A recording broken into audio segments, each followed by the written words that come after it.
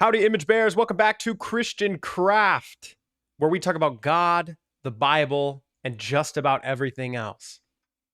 Today, we're going to go back into the Nether and reclaim what we've lost, primarily the blaze rods, the ender pearls, and our Fortune 3 pickaxe.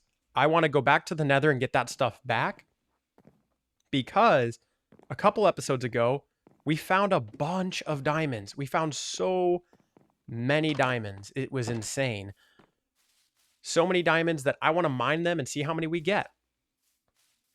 So we're going to go to the Nether, get our stuff back, come back here, mine those diamonds, and then find a new project to work on. I think that's a good video. Last video we worked on the iron farm, like getting the plot of land ready. So, whoa, lag. Well, that's convenient. I brought some fire res this time, learned from my mistakes. But yeah, like I was saying, we started getting the plot of land ready for the iron farm. We have more than enough villagers. So the only thing left to do to have an iron farm is to actually just build it. So most likely after this recording, if I have some time, I'll record myself while I build. Oh, I don't have a gold helmet on. That might be problematic. Let's see if that bites us in the butt later. Oh, it's looking like it's going to bite us in the butt right now. Yep. So, this is bad. The Nether's not my friend. I brought plenty of food, okay? I'm at least learning from my mistakes. I brought plenty of food. I brought fire res. You know? Okay. So, iron farm is going to be underway. I'll record myself building it, and I'll probably make a little montage. Of like the progress of building the iron farm. And then that iron farm is really going to be what levels up this world, in all honesty.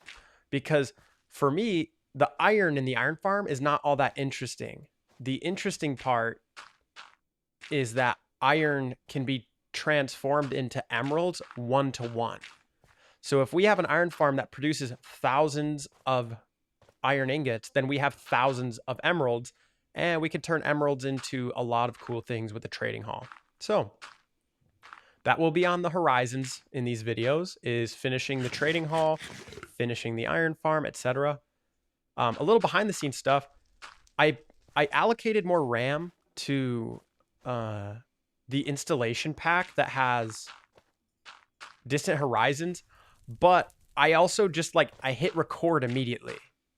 I didn't let anything take time to render. Oh, that's mad embarrassing. I didn't actually give it any time to update. Oh my gosh. So the lag is kind of bad. So I hope you are able to still enjoy this video. I'm working behind the scenes to improve all this stuff. My plans for this video are to get our stuff back. Okay, cool. My plans for this video is to get our stuff back, mine those diamonds, plant some seeds for our new subscribers because we have a lot of new subscribers. If you're watching this video, thank you for subscribing.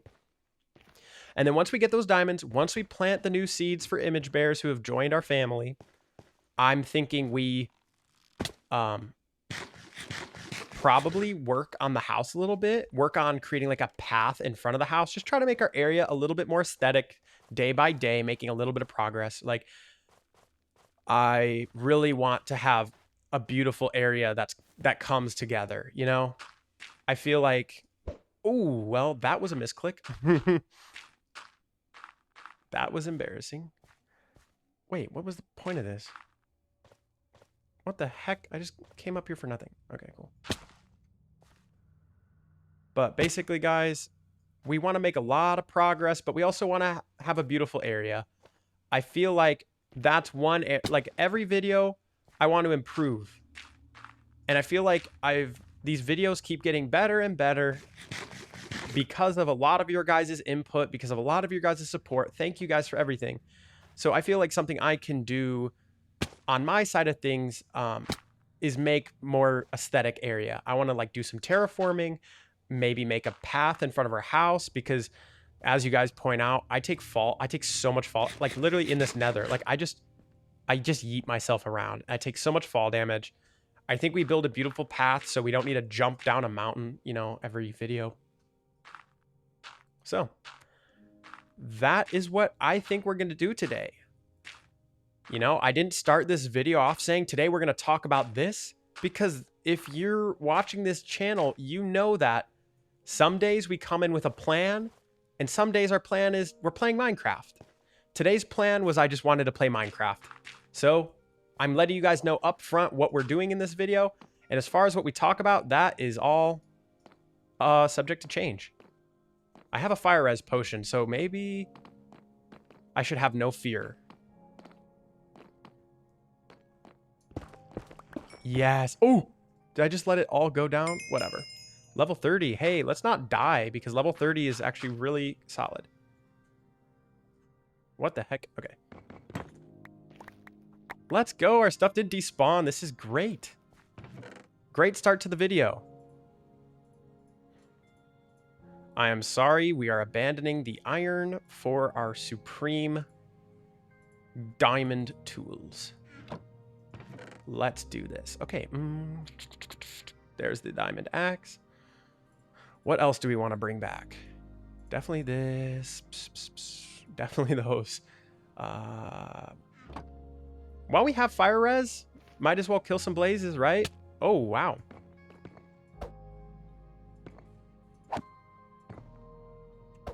But there's a lot on my mind that I could talk about. If you guys are in the Discord, oh my gosh, join the Discord.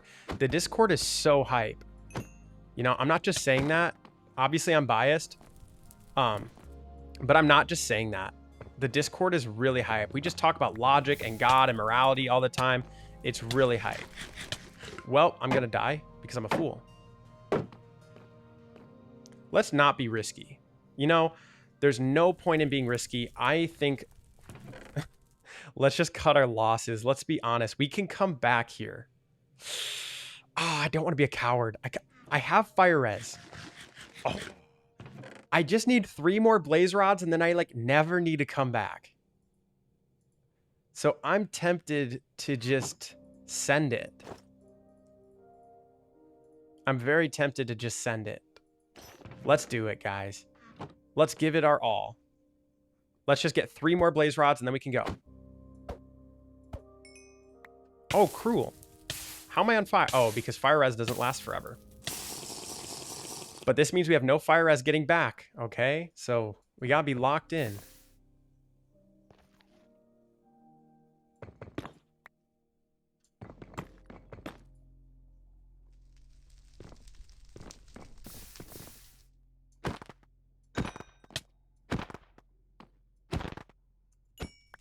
Oh man, is that already 8 right there? We're at 7. Okay, let's get a couple more and then let's dip. Oh my gosh. Oh, I'm cooked. I'm literally cooked. Like, I'm on fire. Come on, guys. We need one more. Let's get out of here. Oh.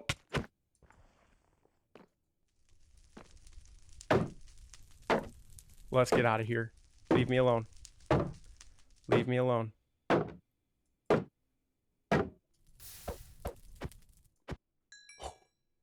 That was treacherous. Leave me alone. Okay, sorry for the lack of commentary, guys. I was horrified. Let's just frickin' leave. Okay, cool. We have 9. Okay, Wither Skeleton. We got to be aware of that guy. Get out of here, fool. Let's also get rid of this death message. Okay, cool. This went... I know we almost died right there, but this went way better than I ever could have imagined. My little turtle box of shame over there. Oh my gosh, that's hilarious. We have a minute left of fire res. I think we can get out of here safe as long as we get rid of these Wither Skeletons. All right, let's just flee. Let's book it, guys. This was a success. Let's escape. Leave me alone, please. I'm so close. Please, I'm so close. Just let me go home. Oh, I hate. I know hate's a strong word. I very much dislike the Nether. I can't stand the Nether. Guys, we made it. Smash like for survival. You know, I reject survival of the fittest because I'm still alive. Sometimes survival is not of the fittest, it's just out of dumb luck. Survival of dumb luck.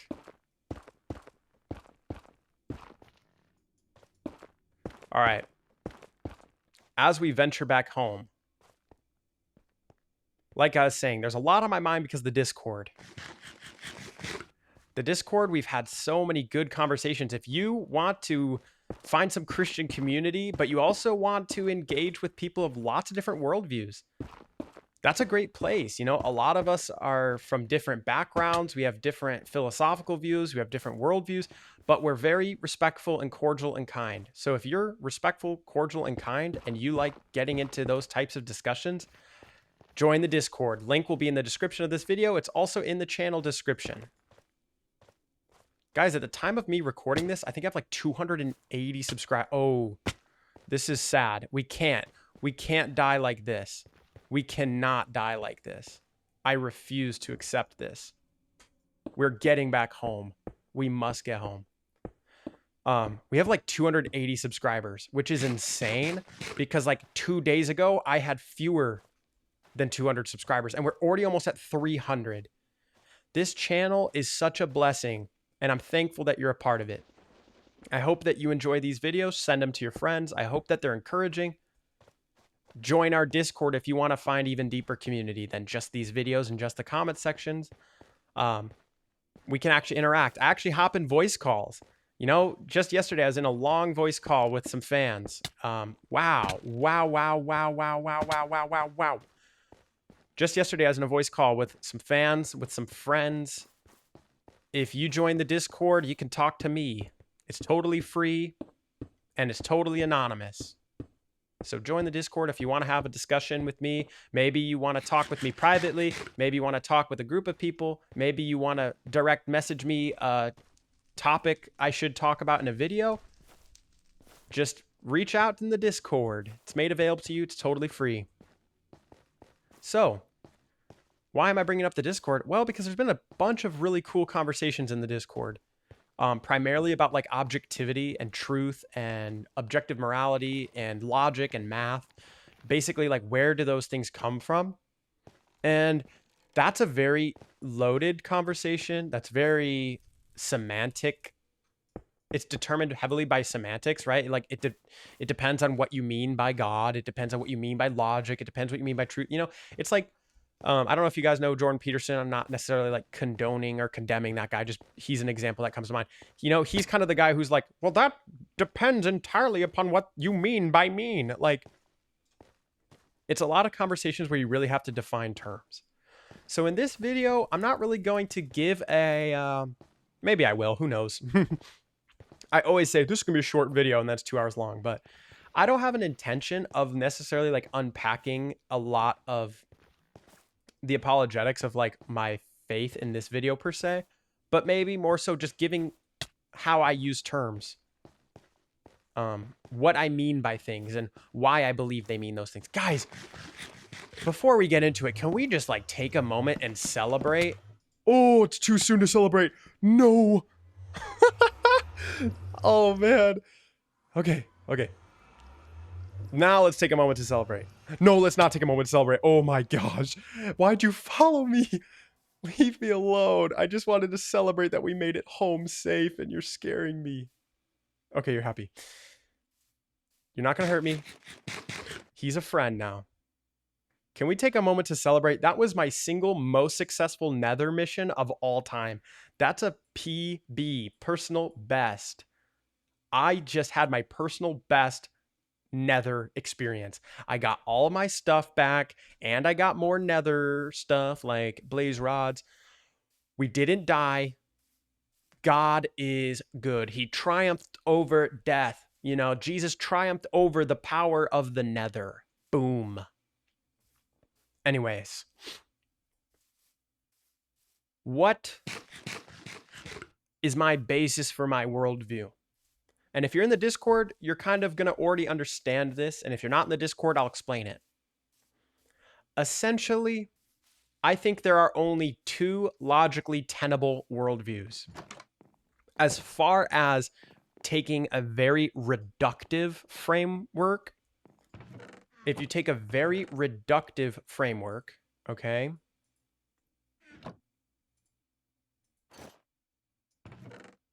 and a broad framework, right? I'm not saying, I don't even know what I'm saying. Let's go get those diamonds, shall we? So, yeah, see this? I want to make this a path because like I just jumped down this hill and it kills my saturation. So let's make a beautiful path this episode. Maybe we don't finish it, but at least start it. Anyways, there's really two logically tenable worldviews in the broad sense. Either logic is reliable and therefore logic comes from something, or logic is not reliable, therefore nothing is reliable or knowable. So it's essentially a either nihilism or let's be surprised, okay? We got 12 there. So this is a Fortune 3 pickaxe. Drop down in the comments. Guess how many diamonds do you think we'll have at the end of this session? Do you think it'll be over or under 64? Let's see if you guess the exact number. If you guess the exact number, you get a crisp high five. Because I don't have anything to give away. So essentially, I'm not saying that these statements are just self-existently true. Like I'll arrive at them logically. Just give me a moment. I'm just kind of stating them, and then I'll build to it. Basically, if truth is objectively knowable, if truth is objective and it's knowable, you can understand it, then there must be a logically, maximally great first cause by which that system is contingent and all systems are contingent. It's kind of it's like I'm putting a spin on the modal ontological argument while combining contingency and other arguments. I'm not saying that's unique to me. There's like lots of people do that. But basically, that's what I'm articulating right now. I'm not saying I'm the author of it. It belongs to me. It was my idea. Oh my gosh. You guys are not ready for an ancient city image bear video. If I'm scared of the Nether, if I'm scared of the Nether, I'm 10 million times more scared of the deep dark. I need to be careful. I don't want a warden to spawn. Okay, guys. Oh, leave me alone. Stop hurting me. I reject violence. Stop it. Let me eat first, and then we can duel. Try to spin move him, bro. Did not work. So essentially, truth is knowable, and we assume logic, we assume truth, we assume moral truths, we assume mathematic truths, we assume truths that are logically derived, we assume truths that come from logical deduction, we can arrive at truths from induction. Basically, there exists a system of objective logic, and if that system exists, necessarily it must have a maximally great source. I'll explain that argument later. So it's either that option or objective truth is not knowable. There is no objective truth. Logic and morality and truth is not objective. Therefore, nothing has any meaning. Everything is unknowable. Nothing is knowable. There is no meaning, whatever.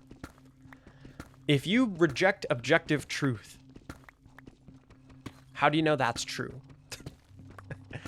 There's no such thing as objective truth. How do you know that's true? Nothing matters. I'm a nihilist. Nothing has any meaning. How do you know that statement has any meaning? You know, in the worldview of nihilism, nothing matters except nihilism, right? So why do I say it's either nihilism or God exists? Why do I say that? I don't think I need to spend much time on the nihilism part. I really don't think I need to spend much time on it because I think most people would agree with that. If there's no truth, if there's no inherent human value, if there's no morality that is objectively derived, if mathematics is an invention, basically, if anything that is true is an invention rather than a discovery, then nothing actually has inherent meaning or value. So nothing has inherent meaning or value. I think everyone can agree with that. That's why our country and our culture is so nihilistic, is because nihilism's pretty easy to arrive at, right? Like, go read the book of Ecclesiastes. The book of Ecclesiastes is like meaningless, meaningless, utterly meaningless. Life is but a vapor in the wind. Like, that's speaking to a very real part. Let's check how many diamonds we have, shall we? Nah, let's wait till the session is done. Watch till the end and guess how many diamonds we're going to have. You know, Ecclesiastes is like, knowledge just brings pain. With much wisdom comes much grief. You know, we just toil and toil until we die. It's suffering. And it's like, that's from the Bible? That doesn't make any sense. And it's like, the book of Ecclesiastes is essentially just like an argument for life and existence in the absence of God, you know? And then the rest of the Bible is like, here's what we actually observe. We actually observe morality. We actually observe personhood and persons and personal experiences. And we experience truth and logic. And we experience all types of things that have intuitive meaning. They intuitively have meaning, right? Like, we exist and there are just like assumptions about the universe that are innate to us. Like, that's what logic is. Logic, no matter what you guys think, you can't prove logic. That's kind of where we got to in the Discord, is every single worldview at some point where you ask what is the cause of XYZ, it always leads back to a fundamental assumption that we can't prove or disprove. That's kind of true with physics. That's kind of true with math. That's true with many things. I've never heard this song. That's true with so many things that we engage with. You know, where does life come from? Well, life comes from life. Yeah, well, then how did life get here? Well, we don't know. You know, matter and energy is not created or destroyed. Well, then how did it get here if the universe began to exist? You know, we don't know. Like, at some point, every single worldview appeals to what we don't know. So either we affirm nihilism, which is we can't know anything, nothing is true, nothing has meaning, or the only other logical framework is there is a source of meaning. There is a source of meaning. There is a foundational, fundamental truth that all logic, truth, morality, math, etc. derives from. And I say that, maybe you're listening and you agree. And you're right to ask, why do you assume that's God? Why do you assume the source of morality is God? Why do you assume the source of logic is God? This is where I get back to the modal ontological argument. I'm going to experiment with something I've never done before. I don't know how to do this, but I want to learn. I want to see if at this point in the video, I can put up in the top right corner, I think, a little link to my modal ontological argument video. If you don't know what that argument is, I have a video that I'll link to that you can watch, and go watch that video. If you don't have time to watch that video, I'll briefly go through the modal ontological argument. The modal ontological argument. Ontology, what that means is it fundamentally means definition. What is something's essence? What is something's being? It's about existence, right? When I say being, a lot of people assume I'm talking about a person. But in ontology, being, it refers to existence. The state of being is the state of existence, right? This is where like English kind of fails us in how vague it is at times. Because if I say being, we're thinking human being. But think about when you say a human being, you're saying a type of thing that exists. You know, a human that is a being, a human that exists, right? So when I say being, it's like, why are you assuming that a maximally great being is a being at all? Well, if there is something that exists that is maximally great, hey-oh, if there's something that exists that is maximally great, it must be a being. If it exists, it has being. It has ontology. What is the nature and essence of its being is what ontology is for Dummies 101. I know it's deeper than that. I'm not a philosopher. I'm not a master of logic. I don't study this stuff. I'm not an expert. It's just my opinion as a goofy Minecraft guy who loves logic and God. So that's what ontology is. So the modal ontological argument, Alvin Plantinga gives a formulation of Anselm's argument from ontology. And Anselm's argument from ontology, whoa, spoiler alert, that's a lot of diamonds.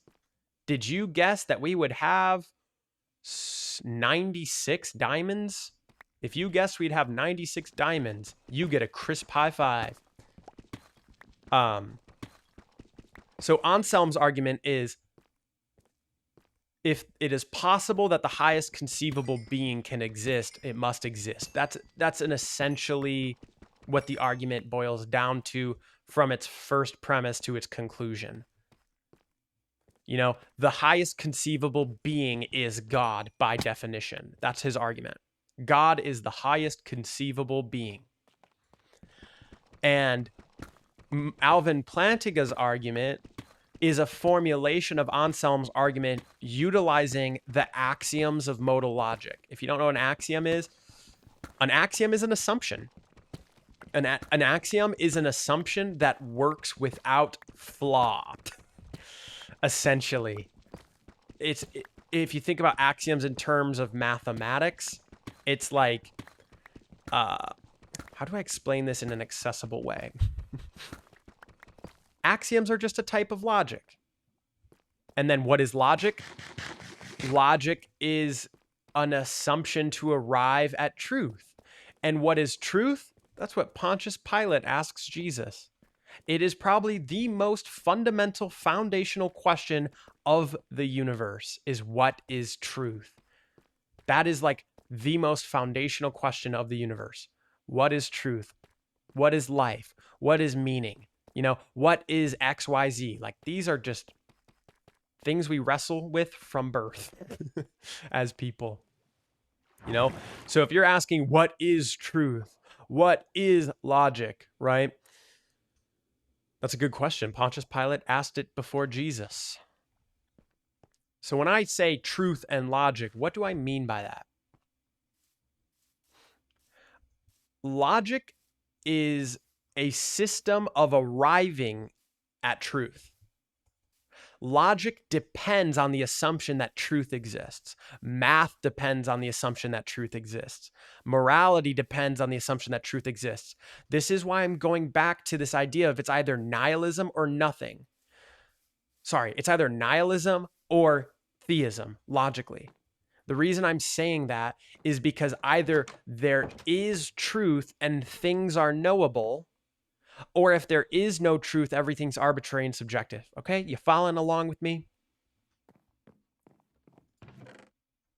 Guys, look at this. We're leveling up our gameplay. Let's flipping go. Should we go cure some zombie villagers? We need mushrooms, right? We need mushrooms for potions of weakness. Guys, we might get sidetracked. I'm not gonna lie. I started this video saying we're gonna make pretty stuff around here, but we might just mess with villagers. In honesty, we'll figure it out. What is truth? Truth, for a lack of better definition, bear with me, this might get convoluted, but these conversations are meta. Truth is the foundational assumption by which all is knowable. It is, in a sense, truth is the description of reality, but in a much more real sense, reality gains meaning from truth itself. You either have objective truth that is superordinate and supersedes the natural realm, or if the natural realm, meaning energy, space, time, if you have that and nothing else, naturalism, then there cannot possibly be an objective truth.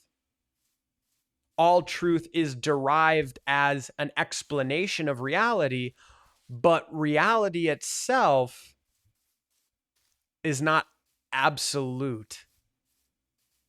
That is, you might hear that and you say, that's totally false. I agree that's totally false.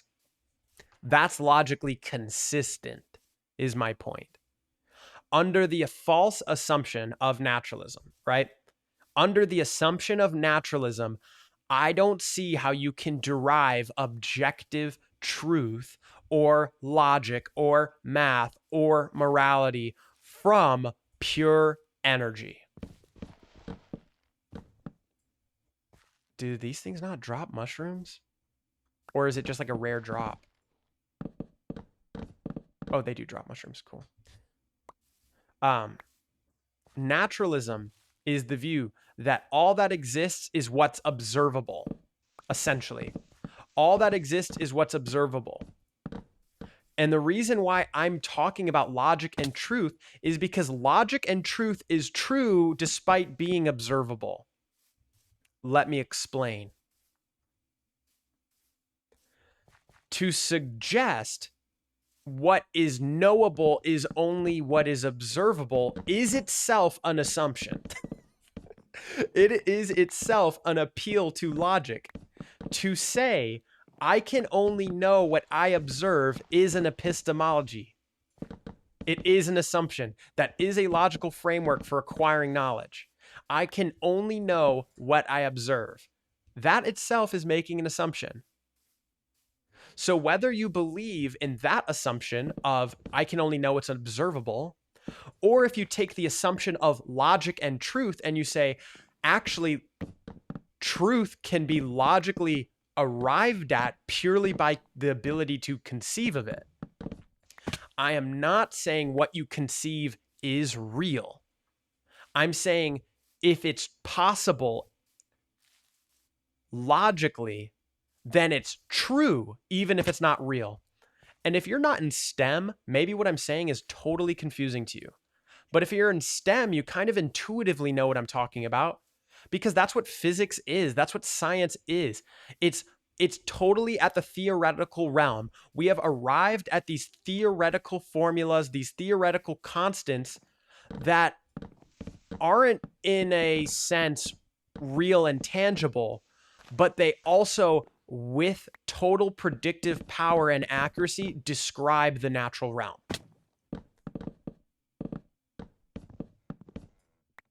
So this is why I would hold that truth supersedes reality, and reality requires the assumption of truth.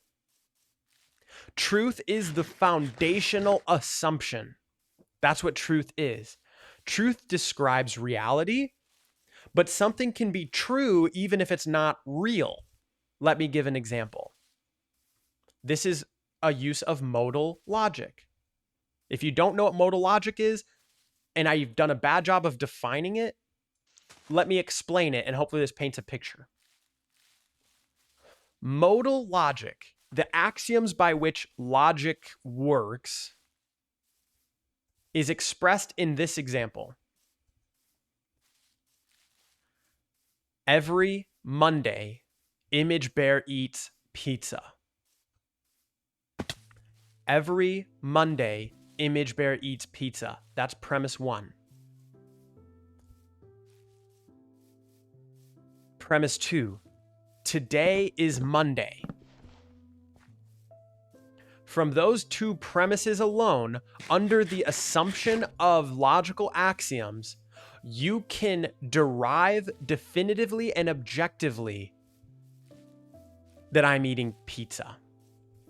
Every Monday, Image Bear eats pizza.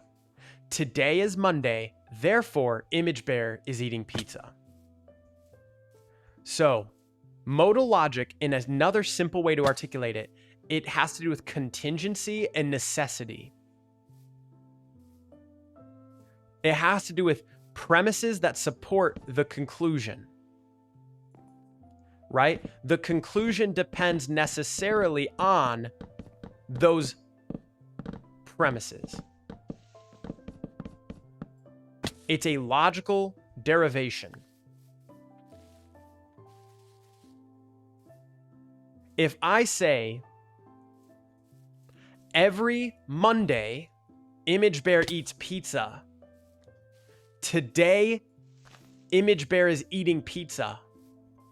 If I were to say, therefore, therefore it must be Monday, you would all listen and say, that doesn't logically flow necessarily. I could eat pizza on Tuesdays. I could eat pizza on Wednesdays. I could eat pizza any day of the week. But based on the premise of every Monday you eat pizza, necessarily if it's Monday, you must be eating pizza. Does that make sense? I hope that makes sense. If it didn't make sense, go watch my modal ontological argument video. I think we have enough mushrooms. And we can always plant more. So now that we've arrived at that, under nihilism, you would say, well, if you're making an assumption, you can't know it's true observably. Under naturalism, under nihilism, if it's only true if it's observable, then that assumption and that appeal to logic itself is ultimately unknowable. And that is logically consistent. That's actually completely logically consistent to have that worldview. To say, I only believe in what I observe because all that exists is energy and what's observable.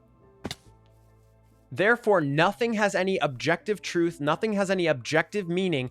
Everything is meaningless. Life is but a vapor in the wind. That is logically consistent, but it's based upon a false premise. It's based upon a false assumption. It's based upon the assumption that nihilism itself is an appeal to logic. The view of we can only know what we know, we can only know what's observable, is itself a logical assumption.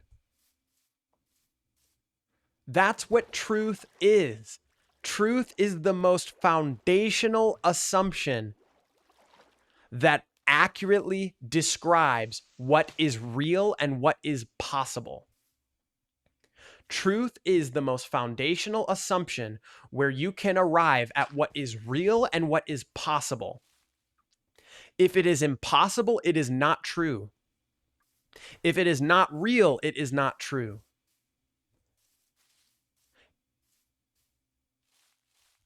If it's not real, it's not true.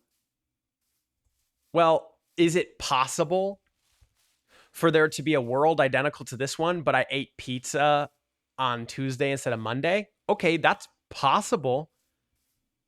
But is that true?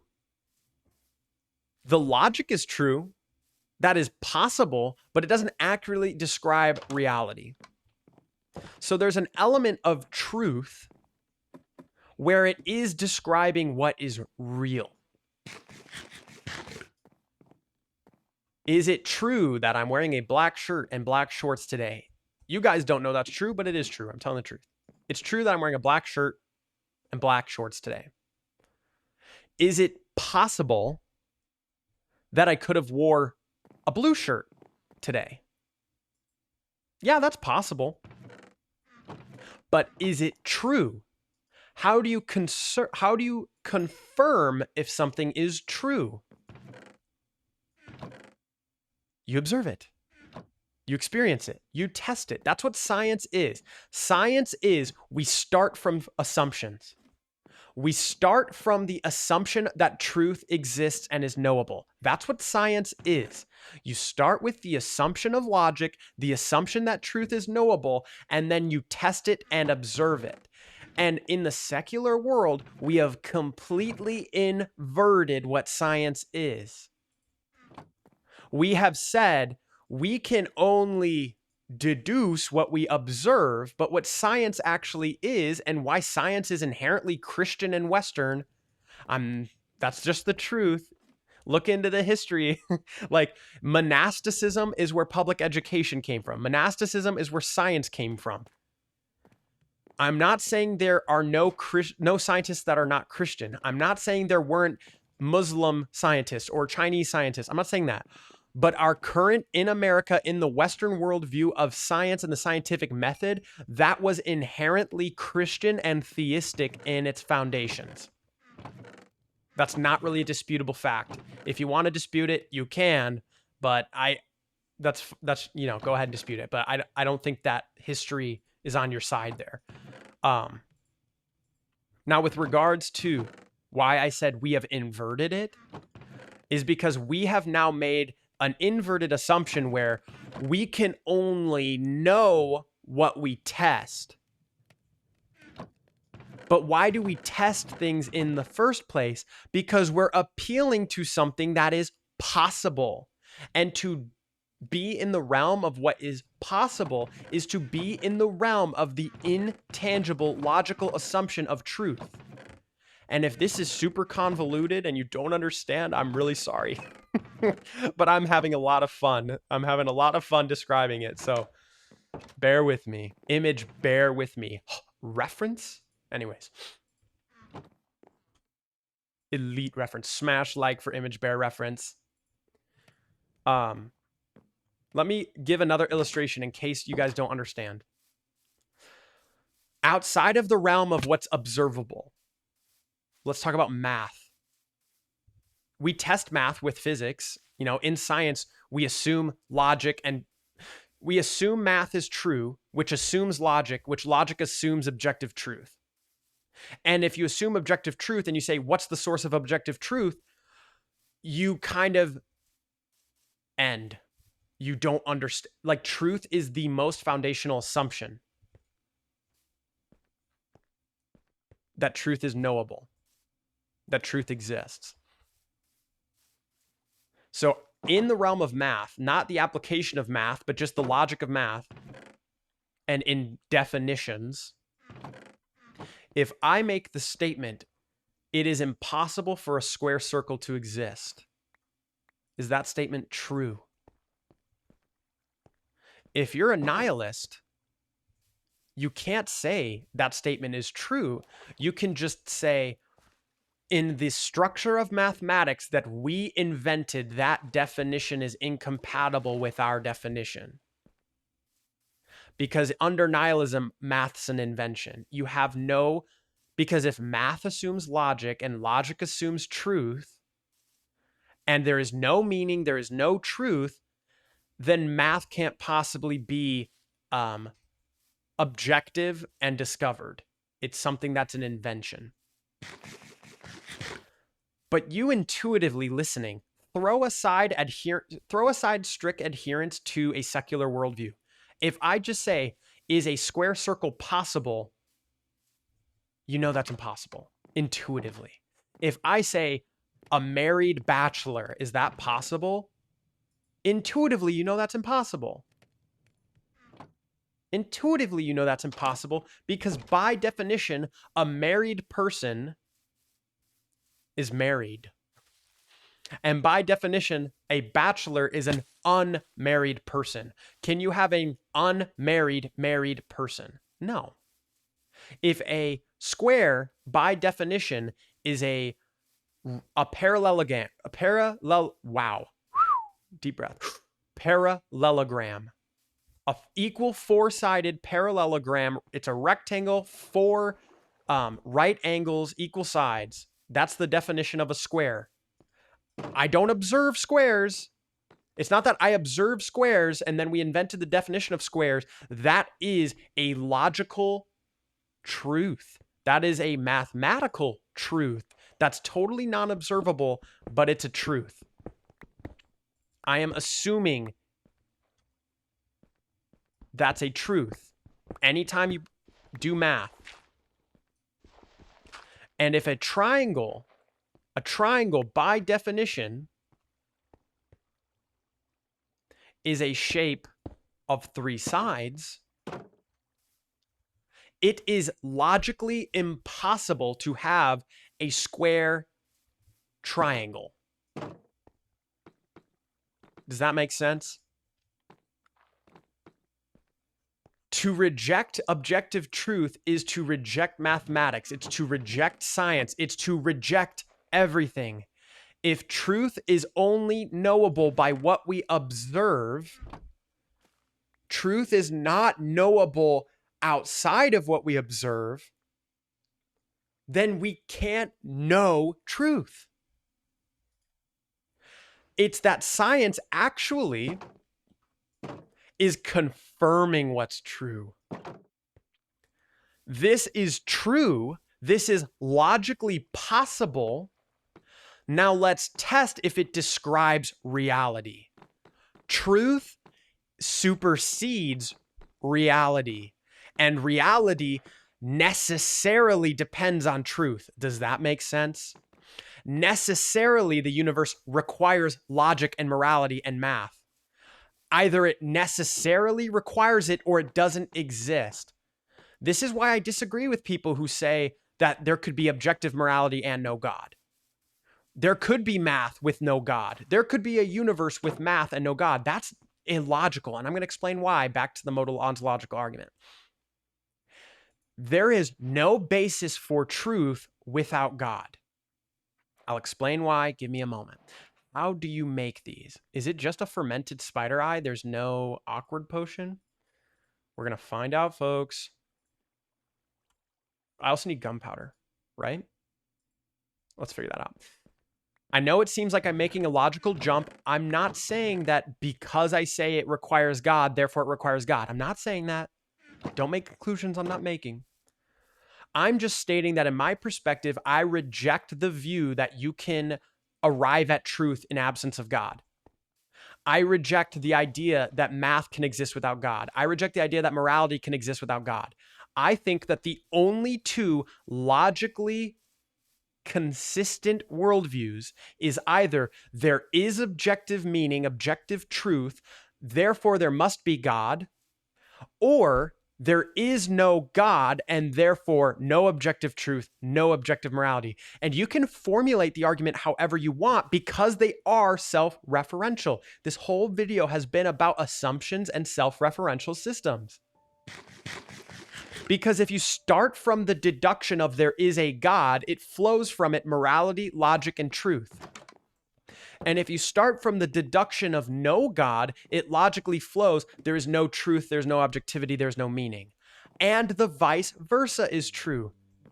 If you start with morality and you start with logic and you start with truth and math, logically, that depends necessarily on a cause of those things. I hope that makes sense. And if it doesn't, that's okay. I'm having a fun time just yapping about this, even if people don't understand. But I want to bring more clarity than confusion. So why do I say it has to be God? You know, why can't the universe itself be the source of logic and reason?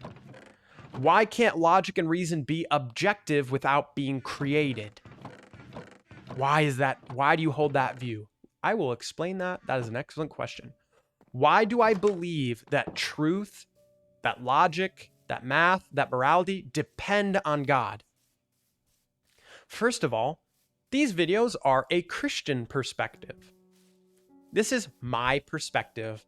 I'm not speaking on behalf of all Christians. I'm not speaking on behalf of all Bible believers. I'm communicating my perspective and my thoughts. So if you disagree with me and you accept Jesus, we're still brothers and sisters in Christ. You know, if you disagree with me and you're not a Christian, don't write off all Christianity because you disagree with me. Investigate Christ for yourself. So with that being said, the idea that morality is created by God, the idea that truth is created by God, the idea that love is created by God, I reject that idea. Don't click off the video. Let me explain. I believe that truth is derived from God's nature. I believe that logic is derived from God's nature. Because I've said this in other videos, and I'm sorry if I'm repeating myself, but it just all ties together. I hear atheists wrestle with the morality of God.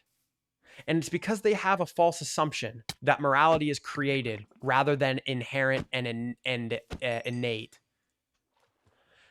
They're like, well, what if God determined that murder is okay? Would murder then be okay? That is a logically impossible question.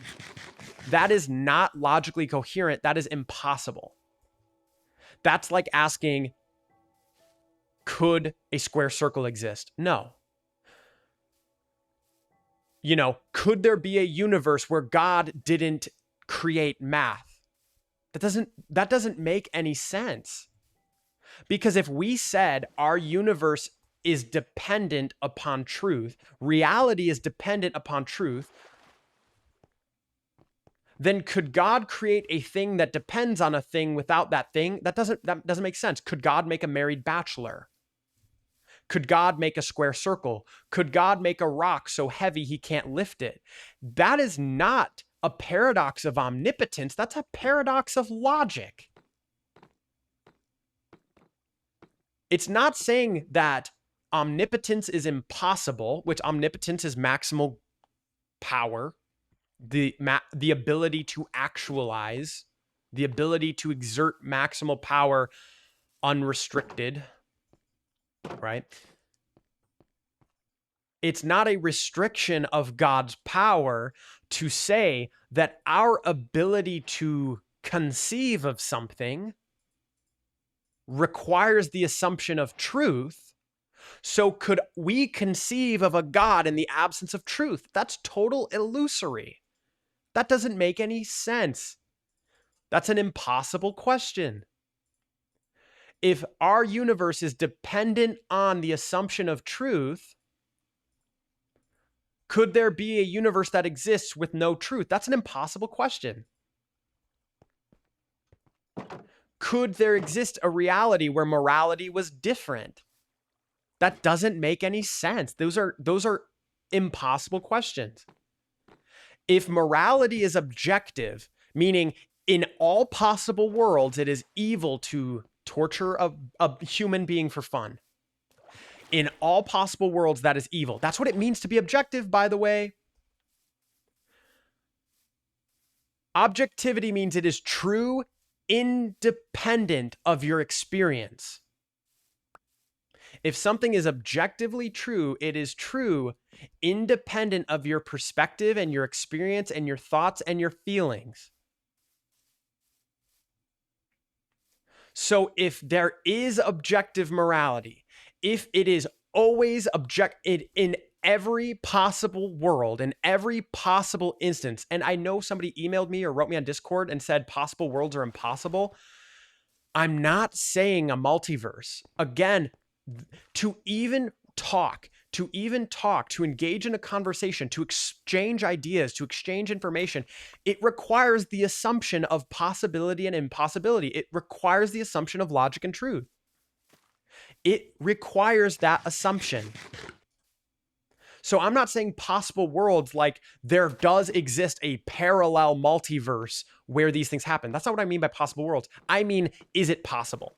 Possible worlds are a tool that philosophers use to determine if something is logically possible. Okay? So, if objective morality, and again, this is an if, I'm not saying it does exist, okay? I'm saying if objective morality exists, if it is possible that objective morality exists, if it is possible that murder is always wrong in every possible world, in every possible circumstance, to ask the question, is there a possible world in which murder is not wrong? That's an impossible question logically. That is logically impossible. Just like if in our system and axioms of assuming logic, a square is a four-sided, equal-side parallelogram rectangle, is it possible for that definition, that ontology, to have a different ontology where it has three sides? That's impossible. So back to my statement about, is morality created by God? Is truth created by God? Is logic and math created by God? I think they're derived from his characteristics because truth itself is the most foundational assumption. God is truth. God is the source of all truth. By definition, if I started this conversation saying either there is no foundation for what's knowable, or there is a single foundation by which all things depend on necessarily, that is by definition God. God is the maximally greatest being. And when I say being, I'm not even necessarily talking about personhood. I believe God is a person, Jesus Christ, but I'm talking purely in the realm of logic and theism here. If I'm saying being means existence, if truth exists, then truth is the most foundational assumption by which all things derive their meaning. That is God. Because when we see truth, we also exist in a physical, tangible world with observable energy, with observable, measurable time and space. And that's where I'm tying my argument from cosmology and my argument from ontology. I'm just tying them all together and building this comprehensive case for the existence of a God logically. If everything that begins to exist has a cause and the universe began to exist, then there must be a cause of the universe. And if within this universe, we require to understand this universe an assumption of logic and morality, which is an assumption of truth, then the cause of the universe is the cause of truth out of logical necessity. And then I also look at consciousness in this universe. Consciousness is something that we assume. That's even, this is so meta and hard to articulate. I hope you enjoy this. It's so hard to articulate. For me to even assume, to have the ability to make an assumption that truth exists, it requires consciousness. What even is consciousness? We don't know how to define consciousness other than consciousness is. Oh, I went there to get glass and I didn't even grab it. I'm a goober. Let's grab some glass. If I'm saying that all of this, the ability to rationalize and arrive at logical truths, requires an assumption, a foundational assumption that truth describes reality, that truth is the source of all meaning, that truth is meaning, that truth is this abstract way that we understand the universe, but we can only interact with truth with consciousness. We can only assume truth with consciousness. Where does consciousness come from in a system of pure energy? I have never received a good naturalist explanation for that. So if you want to debate me, please, not even debate. I hate using the word debate. I'm bad at debating, actually, in honesty. I'm terrible at debating. I hate debating. I love discussing. I think I'm good at discussing. If you want to discuss with me, I'm open-minded, change my mind, go ahead. I've never heard a good naturalist argument for where truth comes from, where consciousness comes from. I have never in my life heard a good argument for it. But I've heard good arguments for nihilism. Because if we're just an accident, that we're an uncaused cause, the universe itself is an uncaused cause with no meaning and no truth, and all assumptions at the end of the day are assumptions. You can't know anything, but to say you can't know anything without making an assumption is itself an assumption. That to me is way more logically consistent than saying, yeah, our universe came to exist out of nothingness, and truth came to exist out of nothingness, and morality came to exist out of nothing. I'm not convinced, homeboy. I'm not convinced, homegirl. Gotta do better than that. So why do I keep talking about truth is God? You're just saying that because that's what the Bible says. You know, you're just saying that because you grew up Christian. I haven't once talked about the Bible in this video. Maybe I have. I don't want to make a false statement. Let me rephrase that. Maybe I have brought up the Bible. I guarantee I have, because I just talk about the Bible a lot. I haven't appealed to the authority of the Bible in this argument. I can say that with a clear conscience. I have not appealed to the Bible. I have not appealed to my personal experience. I have only appealed to the assumption that all humans make, which is that we can understand this universe and understand truth and observe things. And if you reject logic and truth, you think there is no objective truth, there is no objective measurable reality, all that exists is what exists and it's meaningless and it's just, if you believe that, I think that's at least logically consistent, but it's based upon a false assumption, which is that truth exists. Truth is the most foundational assumption, that to even make the assumption, take a shot every time. Don't take a shot. This is PG. This channel's family friendly. Don't take a shot, but you know, give your dad a high five for every time I say assumption. Nihilism is itself making an assumption. It is itself making a truth claim.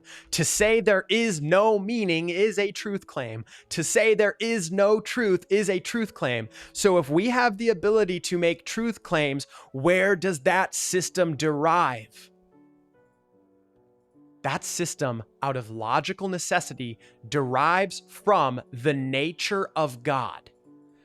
And I'm not saying the nature of God from what I read the Bible. I do believe in the God of the Bible. Of course I believe in the God of the Bible, and you should too. But outside of my argument for the Bible, just my argument for why theism is logically necessary, why monotheism is logically necessary,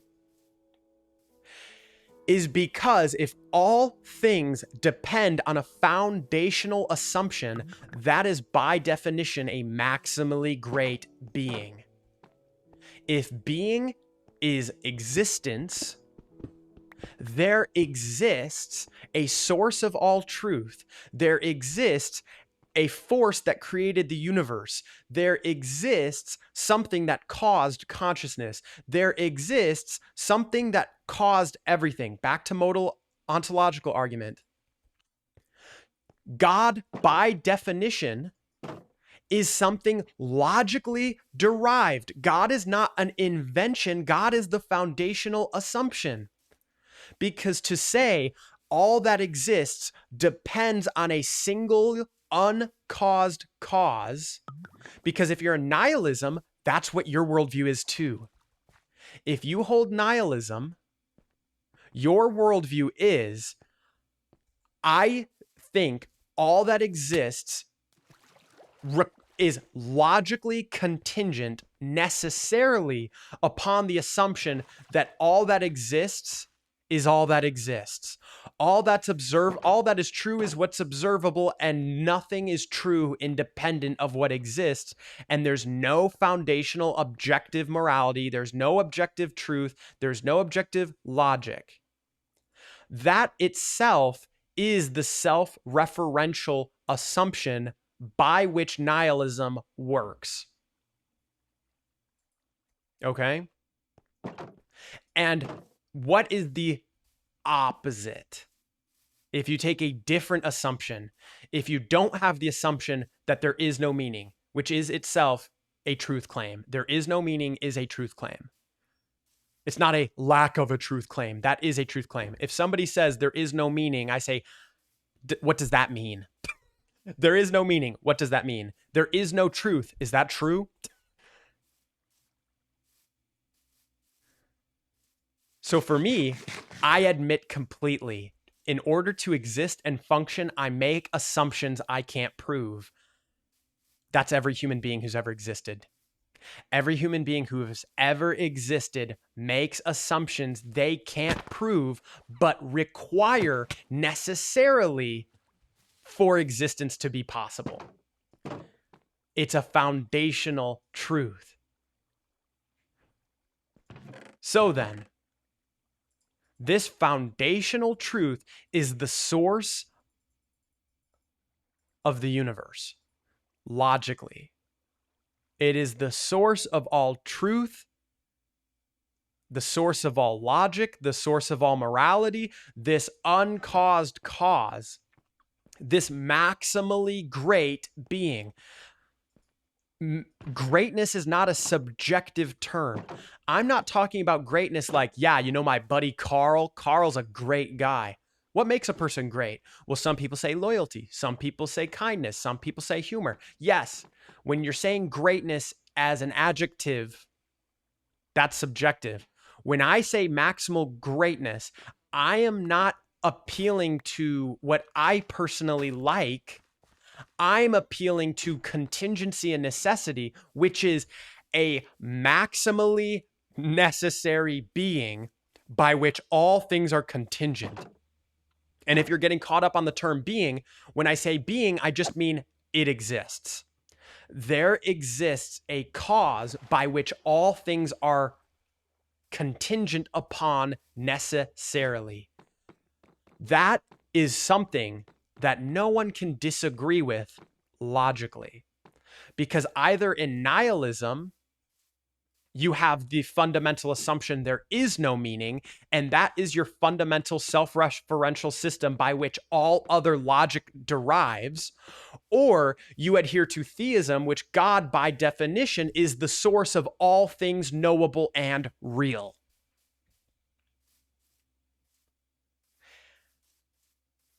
What does this have to do with the modal ontological argument? If we even have the ability to assume truth, we have the ability to know truth, to arrive at truth, if we even have that capability and capacity, if it is possible to conceive of a maximally great being, it is possible a maximally great being exists. If it is even possible that being exists, out of logical necessity, that being must exist.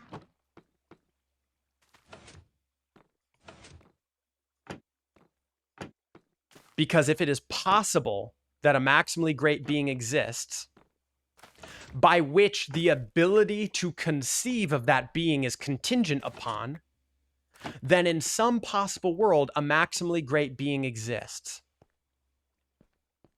And if in some possible world a maximally great being exists, then a maximally great being must exist in all possible worlds. That is to say, if possibility and logic and truth itself depends upon a single source, and in any possible world in which that system exists and is assumed, that being must exist in all possible worlds.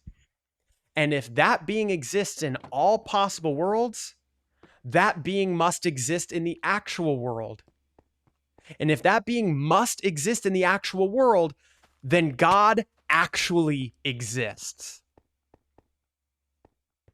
If it is even possible that God exists, God must exist.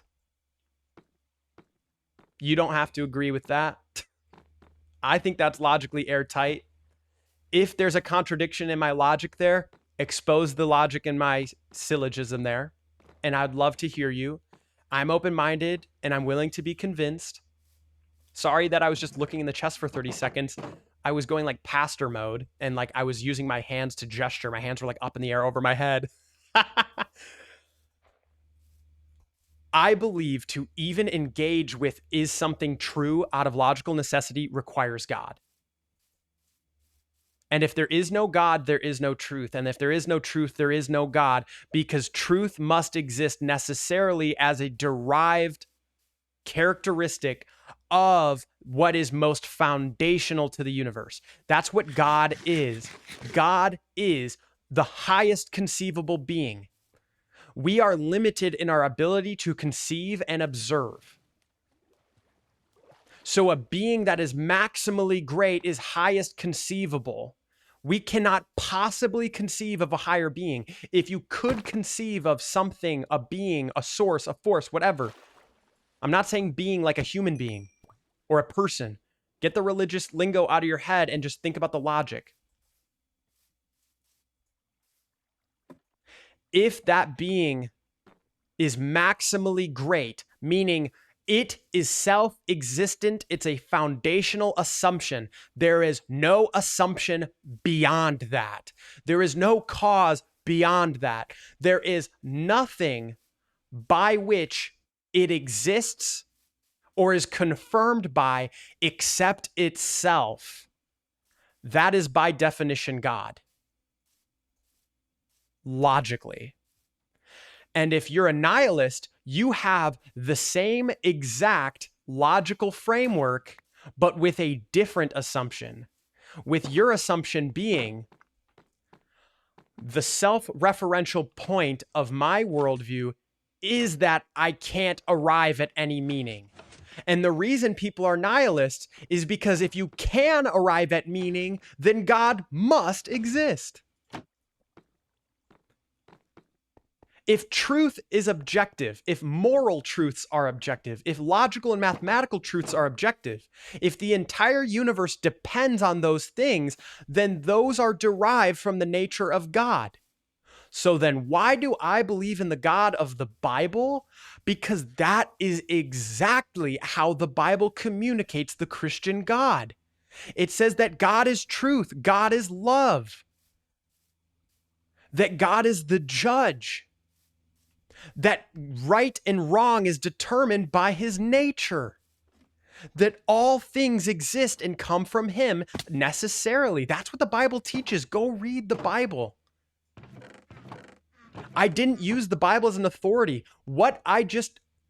If you want to be faithful and honest to my argument, what I just communicated did not depend on the Bible as an authority at all. I arrived at that purely from logical deduction and assumption of truth and axioms, and that is independently confirmed and agreed with and affirmed by the Bible.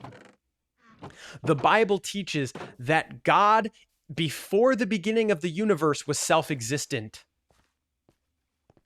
That God is not bound by space or time, that he's spaceless, timeless, immaterial. That God is himself, has a mind. God has a mind and a consciousness. He is an agent. That is by which agency exists. Agency exists because it logically, necessarily requires agency to produce agency. All of the characteristics of the universe are derived from the characteristics of our Creator, God. There is nothing in this universe that is not derived by God. And also we observe our universe was created. It began to exist, meaning that God supersedes the universe. The universe itself is not the source of truth. The universe itself is not the source of math. And of course it's not, because those things are objective and we assume them in order to understand the universe. That's what the Bible teaches. Go read the Bible. It's so awesome. I'm running in circles. I need to go get gold apples. The Bible is so awesome. Go read the Bible. Go encounter Jesus. Experience and know God. God is not something you can arrive at personally by pure logic. Everything I've said is maybe logically consistent, and you're just sitting here thinking, but why does that make God personal?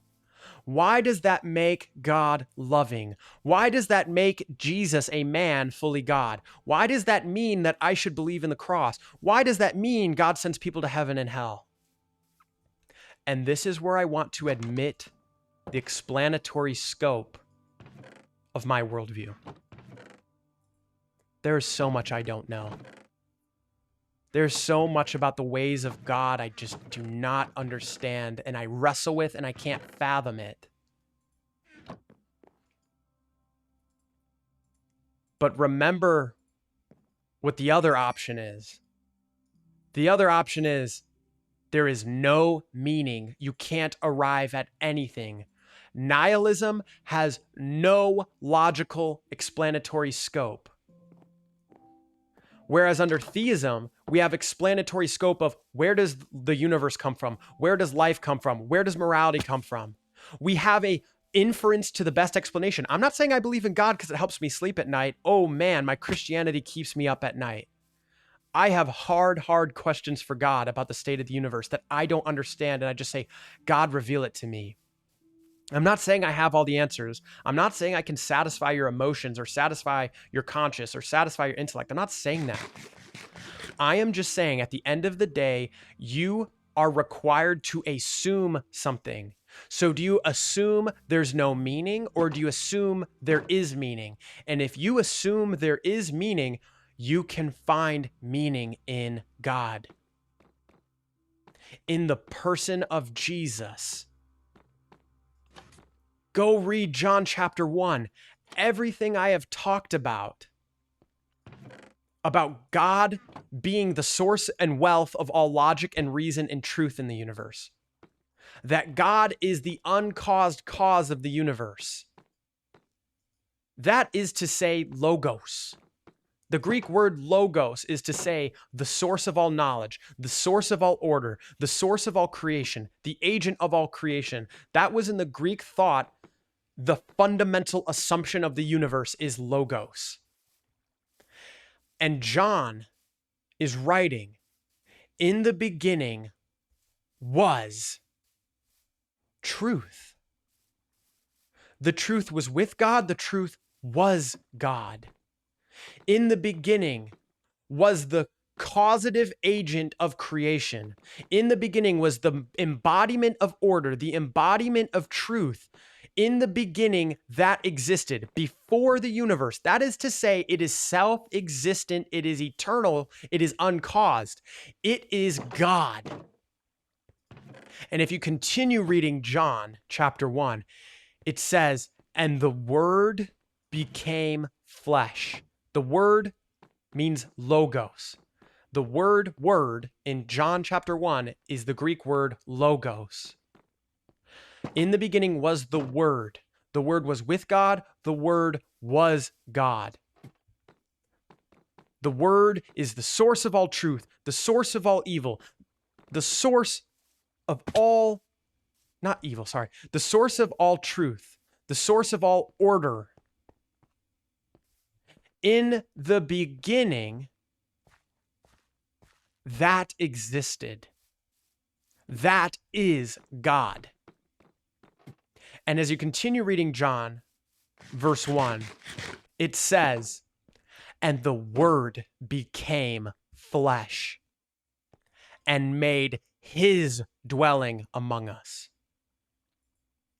That's the Christian worldview, is that the source of truth is not hands off. God is not hands off. God is involved in creation. God is not just personal. God is a person. That's Christianity. I believe in it. I hope you believe in it too. I hope that you listening will one day accept the beauty of Christianity. I hope that I can help convince you of it. But I also understand the limitations of me as a human being and the limitations of this world. And the truth of the Bible is that God himself reveals himself. That Jesus himself is the only one who has ever seen or known God. In John chapter 1, it says, no one knows God. No one understands God. We all assume this logos. I'm doing pastor hands again. I'm just like waving my hands over the mic. We all assume there's an agent of creation. We all have that assumption that all things are sourced from somewhere, but we don't know it personally. We don't understand it. But Jesus, being fully God, a maximally great being, and fully man, has made God personally knowable to us. And that's pretty cool. God, I pray those listening today, you reveal your glory to them. I have no other prayer, God, other than your will be done, that your glory be brought about on this earth, and that you reveal yourself to those you have called your children in eternities past. I love you, God. Thank you for your Son, and thank you for logic and truth and math and morality. Thank you for your goodness. Thank you for your nature. Thank you for everything about you, God. I pray that all listening be blessed and safe and healthy. In Jesus' name, amen. Thank you so much for watching this video. If you made it this far, please consider subscribing. Please join the Discord. Send this link, send this video to a friend. I hope you enjoyed it. I know I did. Thank you so much for watching this video. Thank you for being an image bearer. I hope you have a blessed day. Signing out for now, boys. Ciao.